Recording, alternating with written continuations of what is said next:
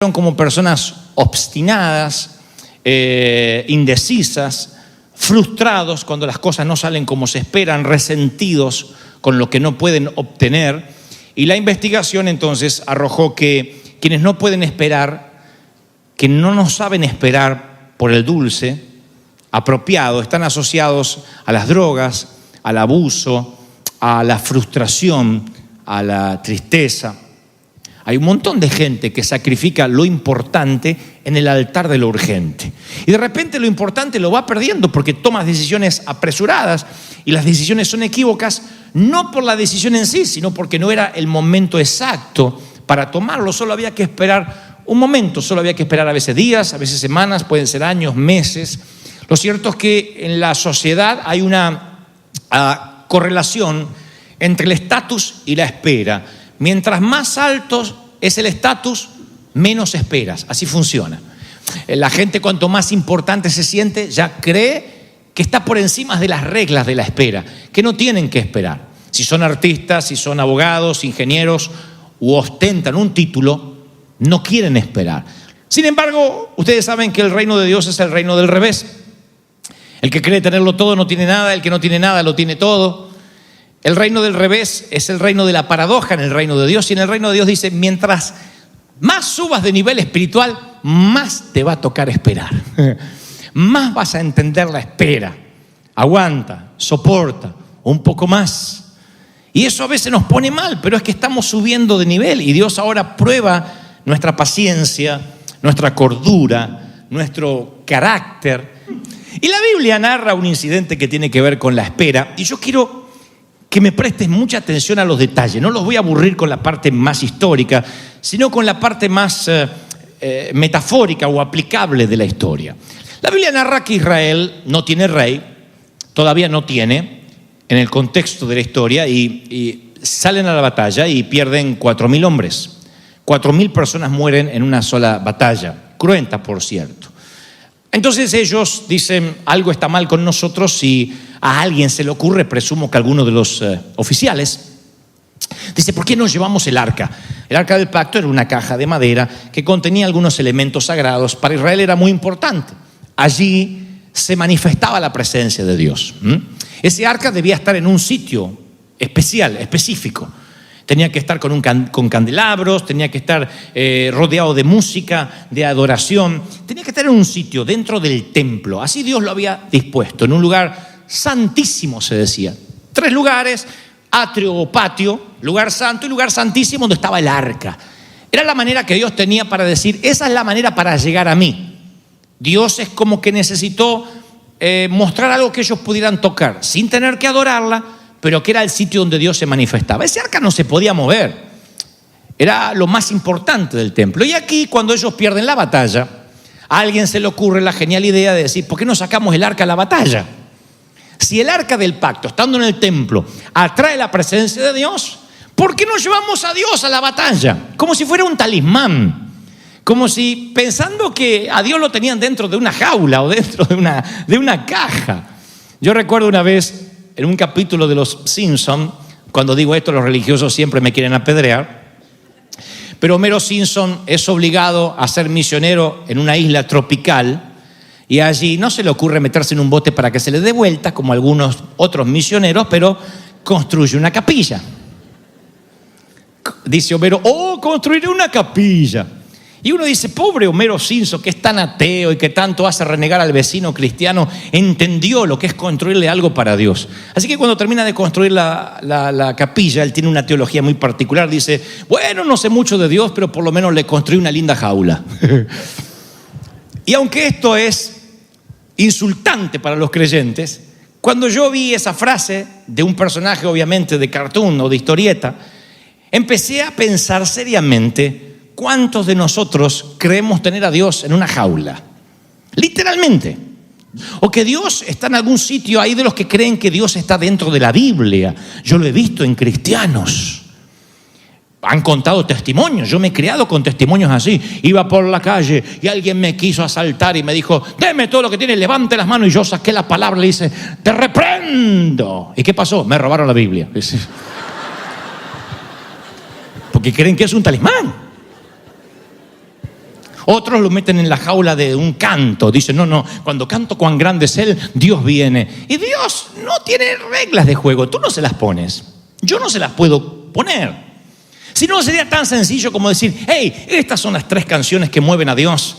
Así que las vamos a cantar cada domingo. Nunca sabemos, tú no sabes de dónde viene el Espíritu y hacia dónde va. Y siempre tienes que ver por dónde viene hoy. Él es magníficamente impredecible en cuanto a su forma de aparecer, su forma de tocarnos. Así que Israel dice, no, lo tenemos a Dios ahí, dentro de la caja. Y lo sacan como talismán mágico y creen que tiene a Dios en una jaula. El resultado es que van a la batalla y ahora, así como este amigo mío, le robaron la Biblia, a ellos le roban el arca. Le roban la caja. Le roban lo que tipificaba la presencia de Dios, lo que los distinguía como pueblo. Dice literalmente, estoy leyendo 1 Samuel capítulo 4 versículo 10. Pelearon los filisteos contra Israel, Israel fue vencido otra vez. Fue hecho gran mortandad. ¿Se acuerdan que habían muerto 4.000 personas la primera vez? Ahora murieron 30.000 hombres de a pie. La Biblia habla de los que murieron de infantería. De caballería capaz que murieron otros más. Por alguna razón dice de a pie murieron 30.000 hombres. Y el arca le fue robado. Cuando se hizo mención de que el arca de Dios fue robada y un mensajero va a dar la noticia al sacerdote, el sacerdote cae desnucado de su silla. Está sentado en la silla y no sé qué, se fue tanto el shock que se desnucó, se cayó y se desnucó. Elí, una de las muertes más indignas que aparecen en las Escrituras. Su nuera, que estaba embarazada, al oír la noticia dio la luz prematuramente en ese momento. Pero fue tan prematuro debido al golpe psicológico de haber perdido la presencia de Dios. Es como que le dijeron, nos arrancaron a Jehová. Claro, Dios no estaba en la caja, pero era el punto de contacto con el Señor. Y cuando la nuera del sacerdote le dicen que el arca fue robada, fue tanta lo que sintió que empezó a dar a luz en ese momento y se moría. Literalmente falleció dando a luz. Y ella gritaba mientras que estaba falleciendo, y cuando finalmente ella expira, su niño al nacer le ponen Icabod, ese es su nombre. Eso hacían mucho los judíos. Debido a las circunstancias que estaban viviendo, le ponían un nombre al hijo para que no se olvidaran nunca más de esa temporada. Entonces le pusieron Icabod, que significa la gloria fue quitada, el Señor se nos fue, la presencia de Dios ya no está con nosotros. Eso significa Icabod. Kabod, sin la I, es una palabra magnífica en Israel. Kabod significa la gloria de Dios, lleno de Dios. Y Kabod es como decir, en vez de responsable, irresponsable. En vez de respetuoso, le agregamos la I y queda irrespetuoso. Kabod, le agregamos la I, es Ikabod, sin gloria. Imagínate los negocios sin Dios. Imagínate tu familia sin Dios. Imagínate viajar sin Dios. Imagínate saber de que no solo murieron 40.000 gentes con Dios, imagínate sin el Señor. Esta gente realmente está viviendo una tragedia. Ikabod. Y empiezan a vivir, creo, sin ningún lugar a dudas, el momento más oscuro de Israel. No hay otro momento en la historia bíblica en que la gloria de Dios se haya ido. Hay reyes que mueren, hay batallas que pierden, pero que la gloria no esté con ellos. No hay otro momento tan triste que se la roben de esa forma. Y entonces, ¿cómo la van a recuperar? Y aquí, esta palabra va para los que dicen, yo sentía que estaba cerca de Dios, pero algo empezó a pasar conmigo cuando no cumplió lo que yo quería. Ahí es cuando la espera coincide, es coincidental con nuestra relación con Dios. Porque tú dices, mi fe estaba intacta mientras que yo tenía 25, 30 años, pero ¿sabe? Se me está pasando mi época para casarme, para ser feliz, para tener hijos. Siento que Dios se olvidó de mí. Y ahí es cuando la espera atenta en tu relación con Dios. Cuando te roban el arca, cuando sientes que te robaron la palabra, el pacto. Hay gente que siente que va por la vida y le robaron el pacto. Yo siempre digo que hay personas que se dan cuenta que la vida es una fiesta, pero que no les llegó la invitación. Siempre sientes que el de al lado es más feliz que tú. El césped del vecino siempre parece más verde que el tuyo. Y entonces un día empiezas a pensar de que te robaron tu relación con Dios, de que algo está funcionando mal, ya tu negocio debería ser próspero. Tus hijos deberían ser buenas personas y no lo son en el sentido estricto de responsabilidad, de trabajo, de empleo. Y te empiezas a preocupar y dices, ¿por qué me toca todo esperar? ¿Nunca le has dicho eso al Señor? ¿Por qué a mí me toca esperar? ¿Por qué tengo que esperar? ¿Por qué? Nunca le has dicho, pero tengo 40 años, 50, 60, la edad que tenga, ¿por qué tengo que esperar? Y te toca esperar. Mira, yo ya tengo un estatus para no esperar. Siéntese ahí y espere.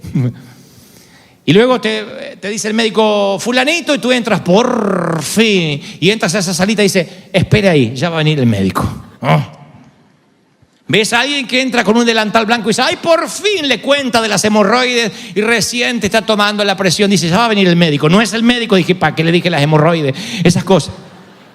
¿Sí o no? Entra el próximo con delantal blanco y ahí sí le cuentas todo. Y era el pintor. Tampoco tenías que haber dicho nada. Ahora, ¿qué pasa con ese pacto? Bueno, los filisteos lo toman como un trofeo. Para ellos no significa nada sagrado. Es una caja que saben la importancia que tiene para los israelitas, pero para ellos no la tienen. Simplemente es parte del botín. Y ellos tienen su dios. El dios se llama Dagón. Es un dios feo, horrible, panzón, como todos los dioses paganos, y más que los filisteos también eran feos. Así que tienen un dios que les corresponde. Y celebran una gran fiesta. Y entonces lo que hacen, dice, al día siguiente, bueno, ponen el arca al lado del dios Dagón. Como diciendo, Dios Dagón, mira lo que te trajimos, el mejor botín. Para un dios, nada mejor que la ofrenda de otro dios vencido. Bueno, no es Dios, pero aquí el Dios de ellos se les presentaba. Así que te traemos esto. Y le traen el botín a Dagón. Y empiezan a ocurrir algunas cosas extraordinarias. Dice que al día siguiente vieron que la estatua de Dagón estaba tirada en el suelo, boca abajo así, estaba el gordito, la estatua, con el arca ahí. O como que el dios Dagón estaba adorando el arca. Entonces dijeron los servidores, junten todo, que no se vea esto, no saquen selfie, no saquen fotos, junten, levanta al gordo, y levanta al Dios, y levantaban a Dios. Alguien lo había empujado al tipo, a la estatua, y estaba adorando caída frente al arca, ¿no? Así que era vergonzante. Tal vez fue un accidente, pensaron, pero parecía como que el dios Dagón se postraba ante el Dios de Israel. Así que le sacuden el polvo, lo paran de nuevo. Y dicen, fue un accidente. Y celebran todo el día los filisteos otra vez, cae la noche y se van a casa. Dice, ¿te aseguraste de poner unas estacas para que no se caiga? Sí. Y unos guardias en la puerta. Se van a dormir, medio borrachos esa noche, porque había tequila mexicano entre los filisteos. Terrible, cosa que ustedes jamás probaron, pero los filisteos sí. Y volviéndose a levantar por la mañana, y aquí que Dagón está otra vez postrado en tierra, delante del arca de Jehová, pero la cabeza de Dagón y las dos palmas de sus manos estaban cortadas, le quedó el tronquito solamente. El pobre Dagón tenía cercenadas las manos y la cabeza. Nadie lo había hecho, no habían entrado intrusos. Eso tenía que hacer una obra divina. Y este es el punto. Miren, esta es una historia de 3 días. Yo se los conté así rápido por razones de tiempo también, pero es una historia de 3 días que son metafóricamente cómo se divide nuestra vida. Nuestra vida siempre se va a dividir en 3 días. El momento de la crisis, el momento donde no pasa nada y hay una batalla oculta, y la liberación del tercer día. El Señor pudo haber resucitado al segundo día, lo hizo al tercero. El viernes muere, el sábado no pasa nada, yo les hablé de eso, y el domingo es la resurrección. Si no estuviese el sábado en el medio, no afectaría la historia. El Señor pudo haber muerto el viernes y resucitar el sábado. Pudo haber muerto el sábado y resucitar el domingo. Hay de los que dicen, bueno, el Señor necesitaba 3 días para ir al Seol. El Señor no tiene tiempo. La cápsula de tiempo es algo que funciona con los humanos, no con la deidad divina. Así que el Señor podía haberlo hecho en 5 minutos, lo que tenía que hacer tras la eternidad. Sin embargo, el Señor muere un viernes y no resucita hasta el domingo. Ahí es un relato de 3 días. Y como digo siempre, uno no se da cuenta que está viviendo un relato de 3 días hasta que no llega el tercer día. Uno dice, a mí la espera no se me termina nunca. Empezó la tragedia y ahora estoy en la peor tragedia y nada pasa y no se resuelve. Hay un momento en la vida que uno dice, me está faltando algo, y sientes la sensación, la angustia de que te robaron algo, la vida, los infortunios, no sé, de pronto algo te sucede en la vida y ya no te sientes completo. Eso es lo que le pasa a Israel, porque toda esta historia de el Dios cercenado ante el arca, todo esto ocurre en 3 días. Y el primer día la gloria se pierde. Y muchos hoy están viviendo ese primer día diciendo, yo estoy viviendo esa angustia. La espera por lo que tarda en ocurrir, la espera de su pareja, de alguien que espera por su pareja por años, la espera de un matrimonio que no puede tener hijos, la espera de alguien como Nelson Mandela, 27 años en la cárcel, confinado de su libertad. La espera de un niño que se siente lento en el colegio, la espera de los inmigrantes que se sienten discriminados por no tener una green card, la espera de un anciano que aguarda la muerte, la espera que te salgan los papeles de divorcio, la espera por legalidad, lo que sea, es ese primer día donde dirías, ¡y cabot! Me falta, no tengo, no puedo. Y es triste, no hay una sola persona en este sitio esta mañana que no ha tenido su Icabod en algún momento. Si dices, yo lo tengo todo, no me falta nada, soy plenamente feliz, no miraste bien al espejo. Seguramente estás a un diploma de la felicidad, a una casa de la felicidad, o es lo que pensamos, a una pareja de la felicidad, a un beso de la felicidad, a un hijo de la felicidad. Siempre hay algo que nos está faltando para sentirnos completos. Y ahí es cuando decimos, Icabod, me robaron lo que yo debería tener para sentirme completo. Pero ese recién es el primer día. Este es un relato, insisto, de 3 días. Y después del día oscuro es el día del combate oculto. El día donde vemos en las escrituras que el Dagón, este dios, se cae delante del arca. Hay un combate silencioso, una guerra cósmica que los filisteos ni están enterados. Porque ahí no es que se metieron israelitas por la noche y cercenaron al Dios. Era el Espíritu Santo, era Dios haciendo eso. Diciendo, se están metiendo con lo sagrado. No toquen lo puro. Devuelvan ese arca. No es magia, pero es el combate oculto. Es cuando Dios dice, tú descansa, yo trabajo. El segundo día. Muchos están viviendo su sábado en un plan de resurrección. Sintieron la cruz del viernes. Sabes que viene el domingo y el sábado, ¿qué pasa el sábado? No hay fiestas de sábado en Semana Santa, nada pasa el sábado. Es un día después de aquello y un día antes del otro. Pero simplemente ese día no pasa nada y tú te empiezas a preocupar porque tu sábado se ha alargado demasiado. El segundo día, escuchas a un hombre como yo decirte, hay un combate por ti. Tranquilo, Dios pelea, sí, pero tú estás aquí esperando y te pones nervioso. Es el segundo día. Yo te podría decir, mira, finalmente el enemigo quedará con sus manos cercenadas y su cabeza decapitada. Y tú dices, bueno, me encanta la metáfora, pero sabes, yo estoy en mi sábado, quiero mi domingo. Tú no sabes que vives un relato de 3 días hasta que no llega el tercero y te frustras, te duele, te lastima el alma y el corazón. Dices, es que Dios, tiene unos tiempos. No me gusta esto, no me gusta esperar, tienes que esperar. El tercer día algo fascinante ocurre. El segundo día es cuando se cae el Dios ahí y creen que es un accidente los enemigos. El tercer día es cuando ya ven al Dios mutilado ahí y dice, devolvamos esta caja endemoniada. Vamos a devolverla y devuelven el arca. Dice, a nosotros es una maldición y van y se la devuelven a Israel. Pero Dios no deja a la gente sin su paga. Así que dice la escritura que no solo el Dios aparece cercenado, sino que hay una historia fascinante. Dice, y Dios a todos los filisteos esa mañana los hirió con tumores. Yo dije, ¿cómo con tumores? ¿Que aparecieron con cáncer todos a la mañana? ¿Y cómo se dieron cuenta? Si el cáncer es algo que aparece después de un diagnóstico, después de varias revisiones. Pero fui a la Reina Valera de 1909, dice, y Dios hirió a los hombres, desde el chico hasta el grande, y se llenaron de hemorroides.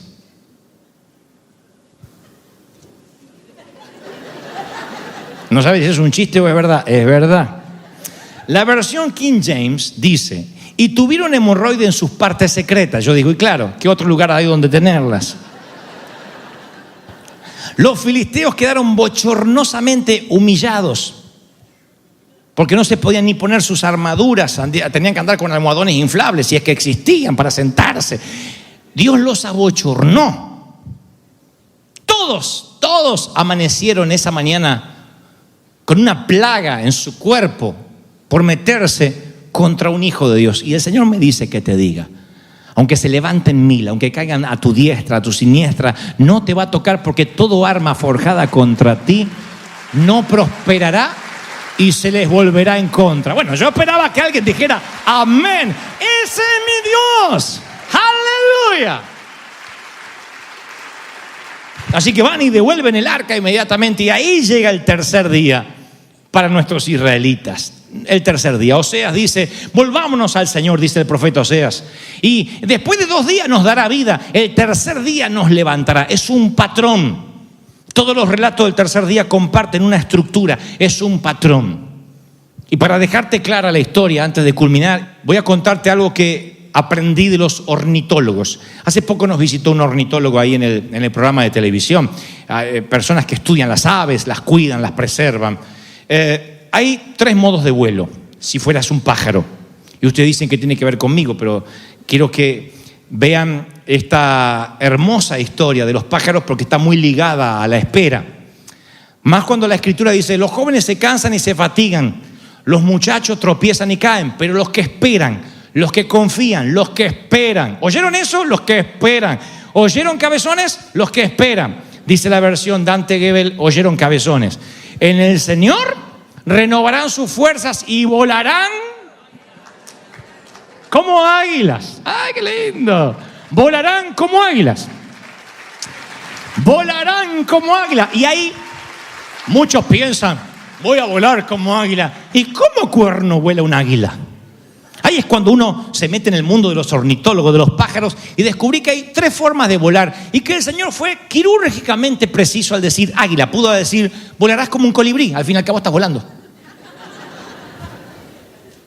Volarás como un canario. Hay un pájaro en Argentina que se llama el bicho feo, el venteveo, porque hace en los árboles. De allí que le dicen en las pampas argentinas el bicho feo. Miren, si dijeran, volarás como un bicho feo. Reciba la palabra, hermano. Hay 3 maneras de volar. La primera es aletear. No es lo que hacen las águilas. Aletear es mantener las alas en constante movimiento para contrarrestar la fuerza de gravedad. Los colibríes aletean 70 veces por segundo. Es cansador, es poco elegante, pero así anda alguna gente. ¿Cómo estás? Esperándole, Señor. Porque deja de aletear y ¡pum! Torta pastel contra el piso. Eso es aletear. Hay gente que va así por la vida. ¿Cómo te va? Bien. ¿Y estás nervioso porque sos soltero? ¡No! Cuando deja de aletear por razones obvias, porque se cansó, ¡paf! Se estresa contra el piso. Por eso el Señor no puso a los colibríes en la metáfora, porque aletean. Después hay otros pájaros que planean. Las aves alcanzan velocidad y luego se deslizan. Y ustedes dicen, qué lindo, no tienen que aletear. Pero siempre que se deslizan, lo hacen de manera descendente. Si no, no podrían deslizarse, no son aviones. Y como es descendente, ellos suben alto, alto, alto, alto, aleteando, y luego planean. Pero cuando están planeando, lo hacen siempre atraídos por la fuerza de gravedad. Van llegando a la tierra hasta que vuelven a aletear y levantan otra vez. Ese planear no es elegante tampoco, porque es ambiguo. Dejé el trabajo, vivo por fe. Otro se paraba y decía, yo dejé el trabajo, y agrandaba la oferta, y dejé mi mujer, y dejé mis hijos, vivo por fe. ¿Qué era vivir por fe? Esperar que un hermanito le trajera comida, esperar que alguien le diera dinero, ir caminando a la iglesia y esperar que alguien le pagara el boleto de regreso. Eso era vivir por fe. Fe casi era un recurso barato para disfrazar la vagancia, para disfrazar la pereza, el no preocuparme, el no planificar. Y el escritor de los Hebreos dice, fe es la certeza de lo que se espera. O sea, primero tienen que tener algo que esperar para tener certeza y fe. Fe es la certeza de lo que se espera. La pregunta es, ¿qué esperas? Porque si no, ¿para qué tener fe? La convicción, la seguridad de lo que no se ve. ¿Qué es lo que no ves, pero lo esperas?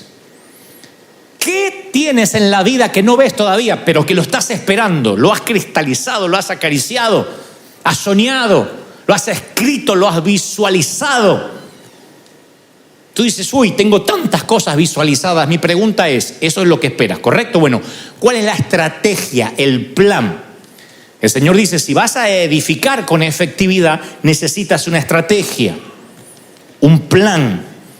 Y la mayoría de la gente está sentada hasta que se encuentra con una elección. Tiene que elegir.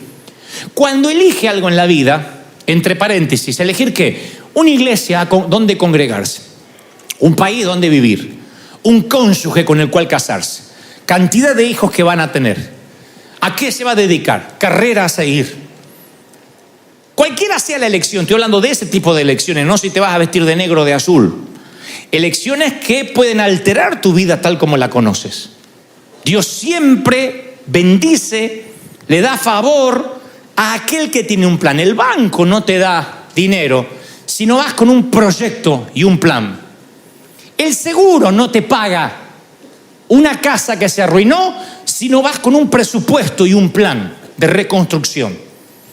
Y Dios no pone recursos en las manos de nadie que no tenga un plan. Olvídate de pedir recursos para tener más dinero. No va a pasar.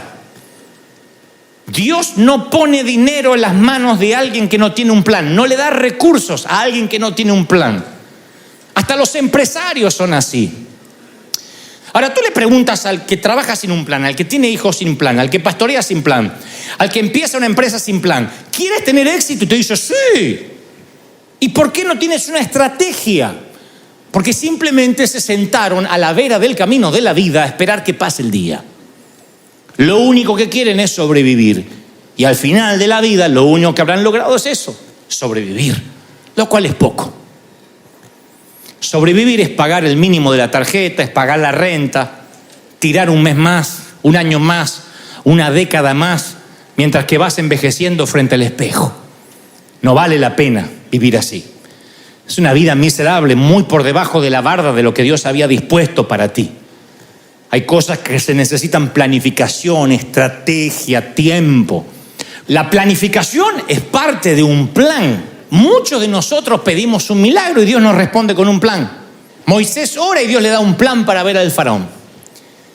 Josué ora y Dios le da un plan para conquistar Jericó. Elías ora y Dios le da un plan cuando se secó el arroyo. Y muchos de nosotros, Dios nos contesta con un plan y lo tomamos como una omisión de Dios. Como que Dios hizo caso omiso, como que Dios conserva el silencio.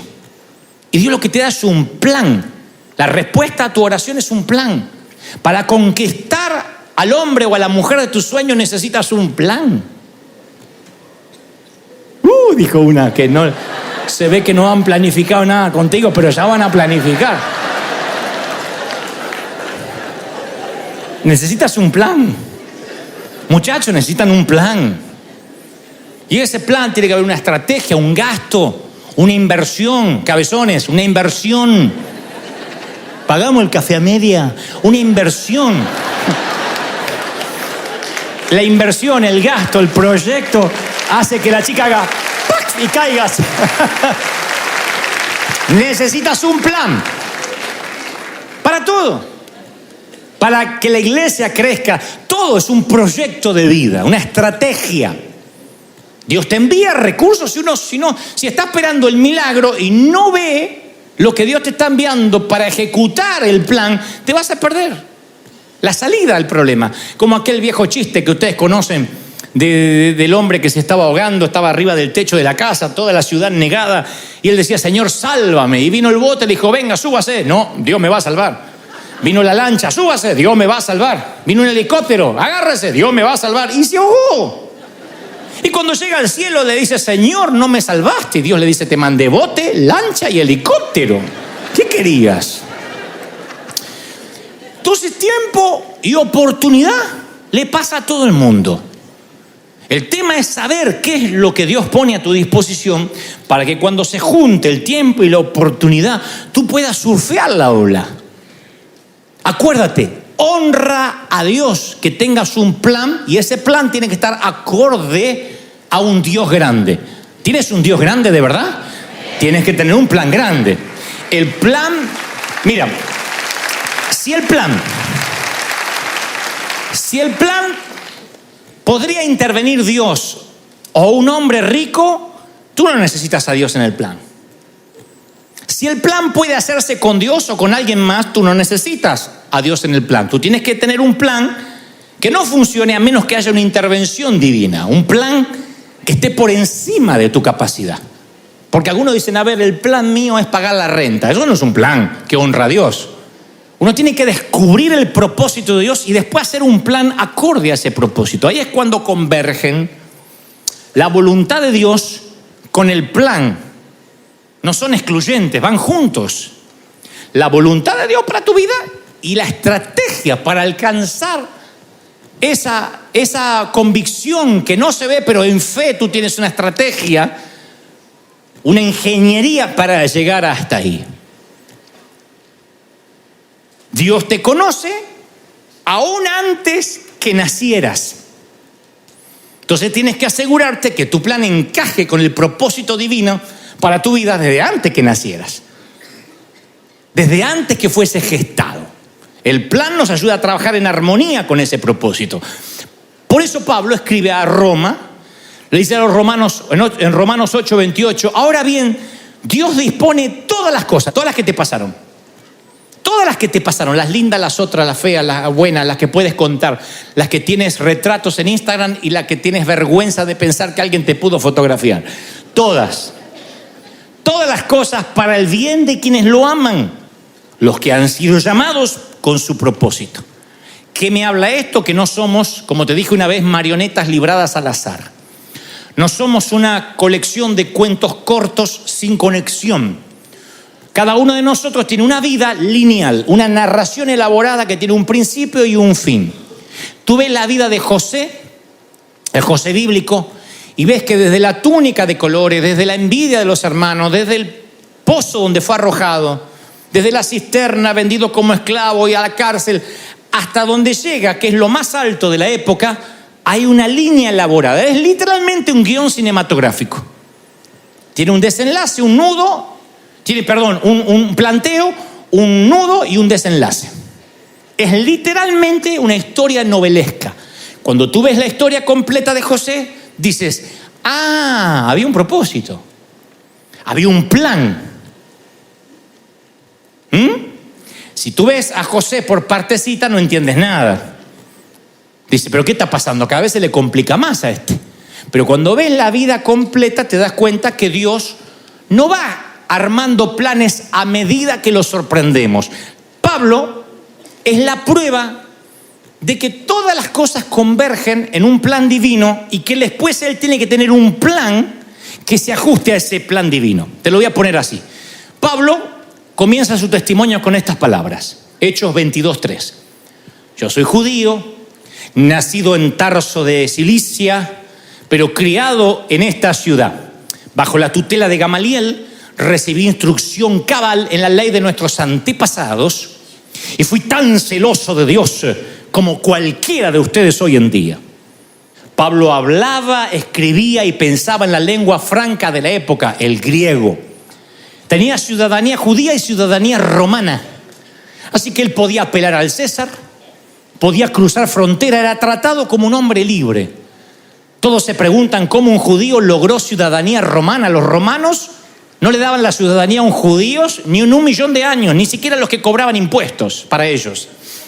Pero se cree que el padre de Pablo, el padre de Pablo fabricaba tiendas, carpas.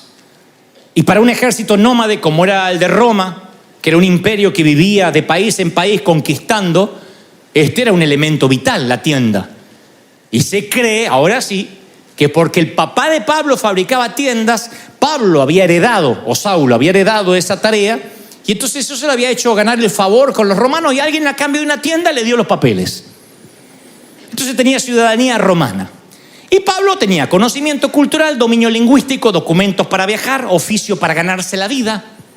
Pablo solía decir, no quiero ser gravoso. Él se mantenía solo. No le decían, decídase, apóstol o artista. No, él se mantenía solo. No quería ser gravoso. Y dice Pablo, en la práctica del judaísmo yo aventajaba a todos los contemporáneos por mi celo exagerado en las tradiciones. Uno ve a Pablo y ve un tipo increíble, lo cual me lleva a la conclusión, oigan, antes de que Saulo siguiera a Cristo o a Dios, Dios ya había seguido a Saulo. Antes de que tú tuvieras un plan, Dios ya tenía un plan contigo. Naciste en el país que tenías que nacer. Fuiste criado como tenías que ser criado, con los padres que te tocó, con los hermanos que heredaste, con la suegra que te vino de arriba como regalo. Antes de que siguieras a Dios, Dios te seguía a ti. Esto es vital. Porque si no, venimos con la mente, llegué a Cristo, y Cristo dice, ¿qué hago con este nuevo? Oh, tenemos un novato acá. ¿Qué plan? Mira la cara que tiene, ¿qué plan le voy a dar? Antes de que llegues, Dios ya tenía un plan contigo. Antes. ¿Estás conmigo en eso? Dios permitió que nacieras donde naciste. A mí esto me voló la cabeza, literalmente. Porque yo pensé que era un error la familia donde nací. ¿Y ustedes no? Toqué a la familia real, cuidado, perdón. De parte de mis padres eran todos borrachos. Mi mamá casi no conoció al padre. Era un desastre en la familia. Me mostraban el álbum familiar y había un momento que decía, no quiero ver más. Yo estaba convencido que Dios no tenía un plan conmigo, si no, no me hace nacer ahí. Me subo unos metros más y nazco acá. Pero no, allá en Argentina nací, allá. Con un propósito. Porque Saulo después sigue contando, bueno, ya no es Saulo, ya es Pablo, tiene un encuentro con Dios, camino a Damasco, y dice, yo perseguía la muerte a los seguidores de este camino, arrestando y echando a la cárcel a hombres y a mujeres por igual. Claro, uno ve así, dice, ¿cómo Dios va a usar a un tipo así para promover su nombre? Pero Dios había transformado un hombre capacitado con licencia para matar en un campeón de misericordia, porque todas las cosas ayudan al plan. Tú eres el hombre y la mujer que eres por todas las cosas que te pasaron. Los malos jefes, los despidos, los colapsos nerviosos, los fracasos sentimentales, las oportunidades mezclados, cocinados, hacen que sea algo digno de poner en la mesa. Todos esos ingredientes forman lo que tú eres. Alguien tiene que decirme amén si lo cree de verdad, ¿lo crees? Entonces Dios lo hace, Dios lo permite.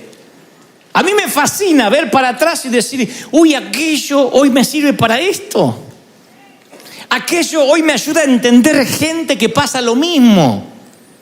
Entiendo a los jóvenes porque no me olvidé lo que pasé de joven. Como algunos que creen que ya nacieron adultos y nunca cometieron errores. Como esos padres que cuando los hijos dicen, me voy a casar. No, que eres muy joven, pero mamá, tengo 25 y vos te casaste a los 18. Pero yo era diferente. Eras una mocosa. Pero te consideras que no tienes o que no tenías errores. Y los tienes. Y como tus hijos. Entonces todo eso conforma un cóctel que termina poniendo Dios en la mesa y muestra a los pueblos un modelo terminado, un plan que Él tenía antes de que tú lo conocieras. Y después uno tiene que decir, ese es el plan de Dios para mí. Ok, ¿qué proyecto voy a tener yo que alcance ese plan, ese premio?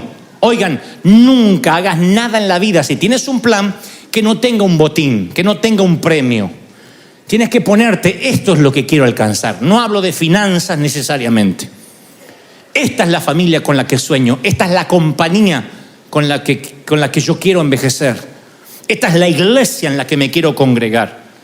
Pelear sin un botín es pelear por pelear. Te quita energías. Pelear sin premio es aburrido. Porque el que corre tiene que tener la Biblia lo dice, Pablo lo dice, el que corre persigue el premio. Aquí hacemos la maratón, la vamos a hacer este año y vamos a tomar otra vez a poner un automóvil para que todos se anoten y tengan ganas de ganarse el automóvil. ¿Está mal? No está mal, porque tiene que haber un incentivo. Otros corren por correr, pero algunos van a venir por el auto. lo cual no está mal. ¿Conoce gente que pelea por pelear y cualquier debate le queda bien sin ganar nada en la vida? ¿Conoces a alguien que le encanta la pelea? De lo que sea, de fútbol, de política, de religión, siempre está en contra. No sé de qué estás hablando, pero no lo comparto. ¿Qué? Es que no escuché, pero lo que dijiste es al revés, lo que yo pienso es al revés. Hay gente que le encanta pelear. Y tú dices, qué guerrero, qué carácter. No, está peleando consigo mismo siempre. Esa gente sostiene una batalla consigo misma. Si así pelea con la vida, ¿no te imaginas cuando se ve al espejo a la mañana? La gente que lucha con su baja estima, todo es un debate, todo es un problema. Muy difícil que esté de acuerdo en algo porque, claro, tiene un problema consigo misma. Ahora, si tú no tienes un problema contigo mismo porque te amas, dice la palabra que no puedes amar a Dios ni al prójimo si no te amas a ti mismo, como predicamos en Mesa para Uno. A partir de ahí, tú no peleas todas las batallas, eliges qué batalla pelear. Hay gente a la que dice, yo voy a orar para que cambie, voy a tratar de aconsejarlo para que se redireccione, y otros que no te tienes que meter. Dios dice, shh, déjalo. Uno elige las batallas. Elige con quién confrontar. Dios nos viene hablando esto ya hace semanas. No pelee todas las batallas porque no todos los botines son para ti. Cuando tienes un plan, tú tienes que decir, a ver, esta batalla se ajusta al plan, me retrasa en la carrera, sí, me retarda en la meta, me quita tiempo, me drena energía. O aligera. ¿Esto es un ancla o una vela? ¿Es viento de frente o viento de cola?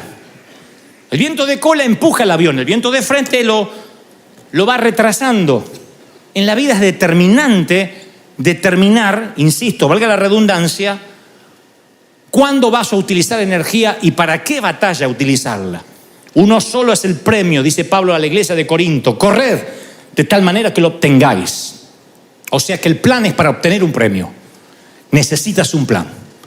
El pasado no lo puedes cambiar. Entonces puedes ir al futuro, porque te cuento, mire, esto es interesantísimo. Solo unos minutos más. La cápsula de tiempo es algo que los humanos manejamos. Nosotros usamos reloj. Calendario, tiempo, es algo que los humanos necesitamos. Dios dividió el día de la noche e hizo la noche para descansar, pero no existía. O sea que nosotros vivimos en una cápsula de tiempo. Dios no. El tiempo que ocurre aquí abajo no es el mismo tiempo que ocurre más allá del sol, en la eternidad.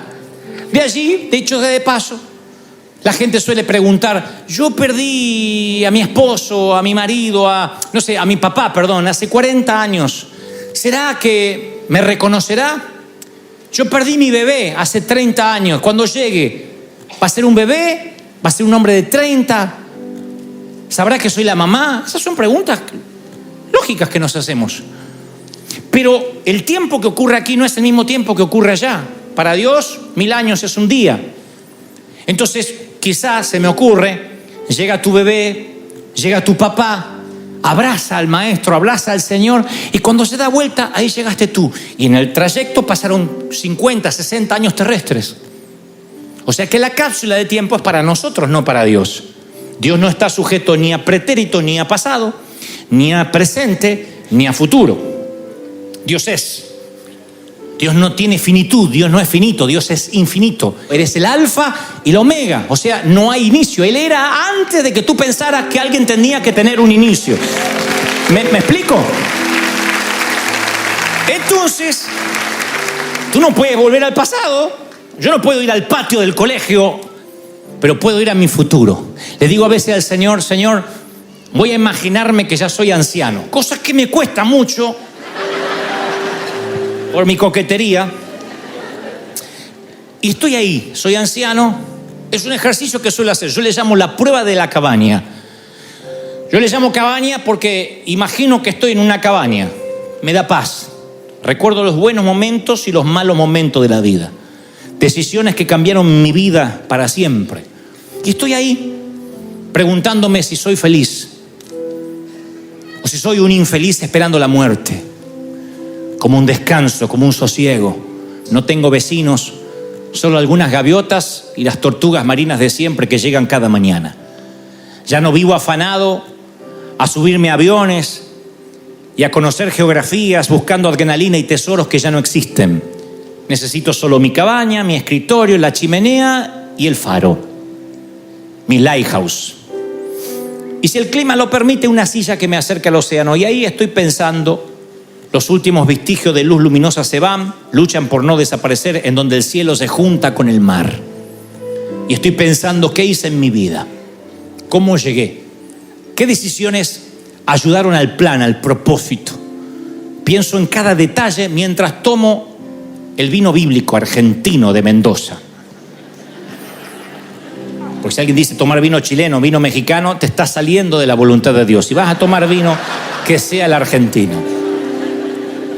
Mi energía, aquella leyenda del hombre que no quería envejecer y parecía no envejecer, quedó atrás. Y ahora estoy encorvado, viejo y anciano. Y la María baja, serena, me hace pensar que sí tuve un plan. Y que ese plan se fue acercando cada día más al propósito que Dios tenía. Cuando el viejo Goebbels se acercó y conoció a doña Stokle.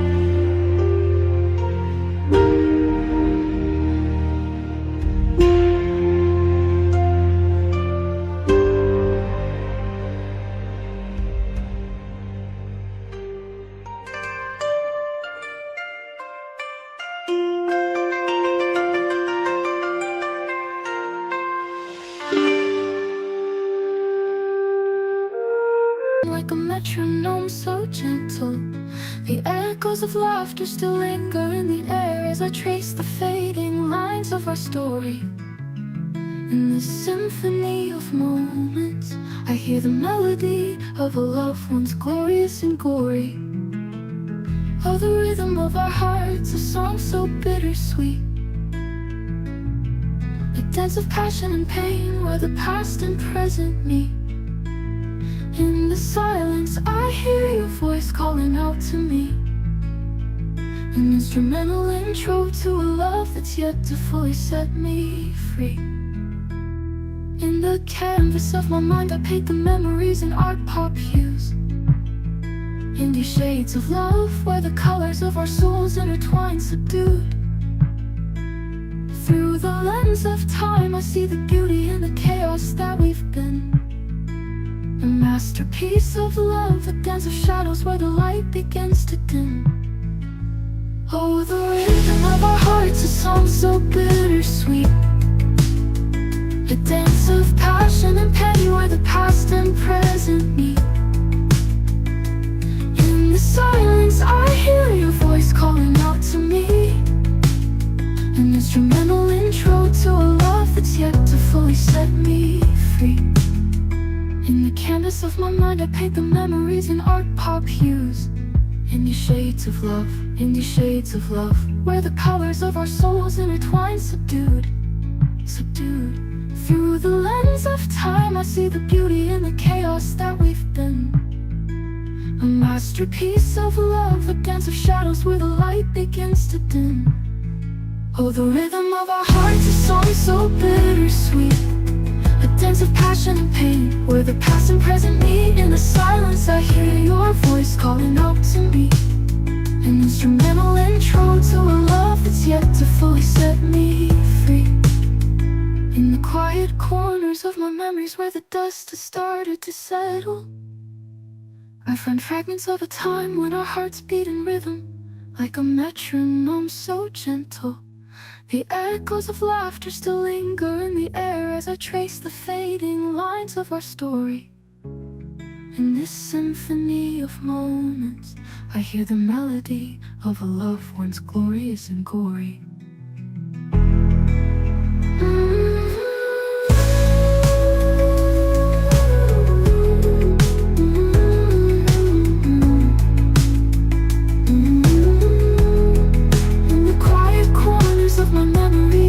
Where the dust has started to settle, I find fragments of a time when our hearts